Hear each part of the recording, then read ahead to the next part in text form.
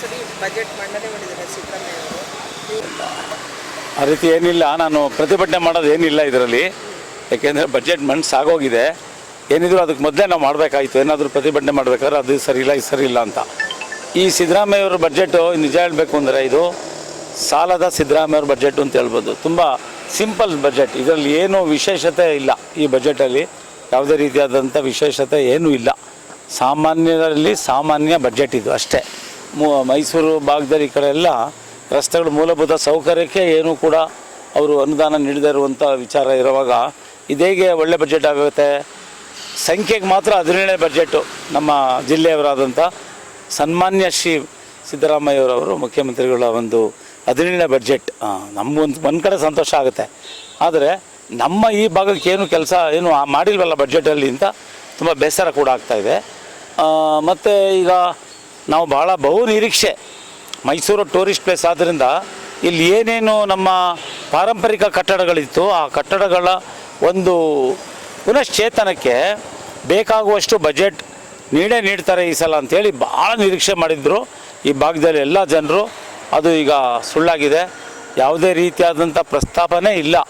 ಈ ಪಾರಂಪರಿಕ ಕಟ್ಟಡಗಳ ಒಂದು ಅಭಿವೃದ್ಧಿ ಇರ್ಬೋದು, ಪುನಶ್ಚೇತನ ಇರ್ಬೋದು, ಅದು ಭಾಳ ನಿರಾಶೆ ಆಗಿರುವಂಥ ವಿಚಾರ ಮೈಸೂರಿಗೆ. ಮತ್ತು ಫಿಲ್ಮ್ ಸಿಟಿ ನಾವು ಹೇಳ್ತಾ ಇರುವಂಥ ಫಿಲ್ಮ್ ಸಿಟಿ ಏನಂದರೆ ಅಲ್ಲಿ ಶೂಟಿಂಗ್ ನಡೆಯುವಂಥ ಕೆಲಸಗಳು, ಕಾಮಗಾರಿಗಳು, ಸ್ಟುಡಿಯೋ ಮೊದಲು ಆಗಬೇಕದು.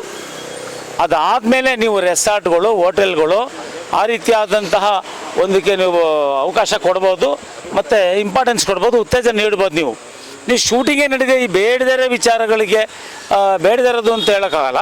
ಬಟ್ ಶೂಟಿಂಗ್ ನಡಿಬೇಕು ಫಸ್ಟು. ಶೂಟಿಂಗ್ ನಡೆಯೋ ಥರ ಆದ್ರೇ ನಮಗಲ್ಲಿ ಲಕ್ಷಾಂತರ ಜನರಿಗೆ ಕೆಲಸ ಸಿಗೋದು.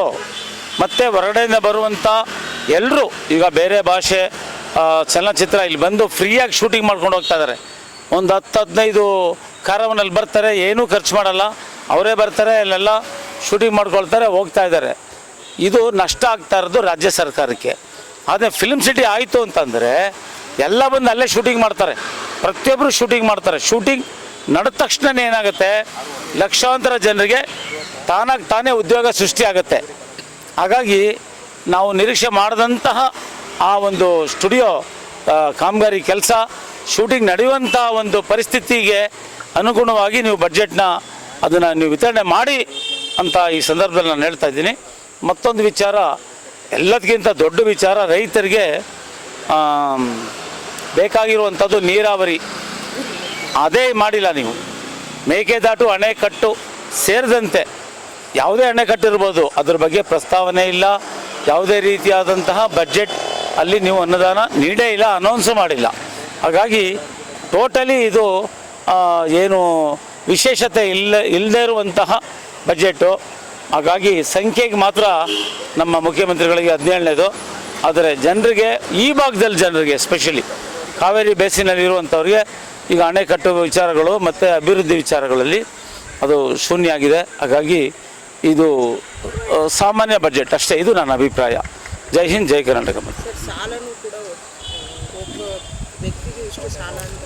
ಅದೇ ಈಗ ಆರ್ಥಿಕ ತಜ್ಞರು ಹೇಳೋ ಪ್ರಕಾರ ಈಗ ಪ್ರತಿಯೊಬ್ಬ ವ್ಯಕ್ತಿ ಮೇಲೆ, ಕರ್ನಾಟಕದ ವ್ಯಕ್ತಿ ಮೇಲೆ, ಮಗು ಸೇರಿದಂತೆ ಎಲ್ಲರ ಮೇಲೂ ಕೂಡ ಲಕ್ಷಕ್ಕೂ ಮೀರಿ ಸಾಲ ಇರುವಂಥ ಒಂದು ಪರಿಸ್ಥಿತಿ. ಅಂದರೆ ಸಾಲ ಮಾಡಿ ಇದೇ ರೀತಿ ಬಜೆಟ್ಟು ಮತ್ತು ಈ ರೀತಿ ಯಾವುದು ಶಕ್ತಿ ಯೋಜನೆಗಳನ್ನ ಮಾಡುವಂಥದ್ದು ಏನು ಪ್ರಮೇಯ ಇರಲಿಲ್ಲ.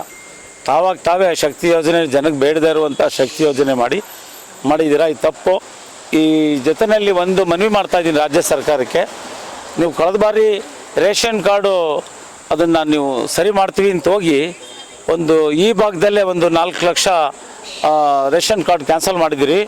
ಅದರಲ್ಲಿ ಜಿನ್ನೆಯೇ 60-70% ಇದ್ದವರು ಯಾವುದೋ ಟೆಕ್ನಿಕಲ್ ಪ್ರಾಬ್ಲಮ್ ಆಗಿ ಅವ್ರು ರಿನ್ಯೂವಲ್ ಮಾಡ್ಸೋಕ್ಕಾಗಿಲ್ಲ. ಭಾಳ ಕಷ್ಟಪಟ್ಟಿದ್ದಾರೆ. ಕಳೆದ ಬಾರಿ ನೀವು ಮುಖ್ಯಮಂತ್ರಿ ಆದಂಥ ಸಂದರ್ಭದಲ್ಲಿ 5 kg ಬದಲು 7 kg ಅಕ್ಕಿ ಕೊಡ್ತೀನಿ ಅಂತೇಳಿ ನೀವು ಮೈಸೂರು ಭಾಗದಲ್ಲೇ 4 ಲಕ್ಷ ರೇಷನ್ ಕಾರ್ಡು. ಆದರೆ ಈ ಬಾರಿ ನೀವೇನೋ ಉಳ್ಳವರಿಗೆ ಬೇಡ, ಬಟ್ ಅಲ್ಲಿ ಸರಿಯಾಗಿ ಬಡವರಿಗೆ BPL ಕಾರ್ಡು ಇರೋರಿಗೆ ಏನಾದರೂ ಕ್ಯಾನ್ಸಲ್ ಆಗಿದ್ದರೆ ಅದನ್ನ ಮತ್ತೆ ಮರುಪರಿಶೀಲನೆ ಮಾಡಿಸಿ ಈ ಕೂಡಲೇ ಅವ್ರಿಗೆಲ್ಲರಿಗೂ ಬಡವರಿಗೆ BPL ಕಾರ್ಡ್ ಅದು ಸಿಗೋ ರೀತಿಯಲ್ಲಿ ತಾವು ಮಾಡಬೇಕು ಅಂತ ಕೇಳ್ಕೊಳ್ತಾ ಇದ್ದೀವಿ. ಒಂದು ವರ್ಡಲ್ಲಿ ಹೇಳೋದಾದ್ರೆ ಈ ಬಜೆಟ್ಗೆ ಏನು ಟೈಟಲ್ ಕೊಡ್ಬೋದು?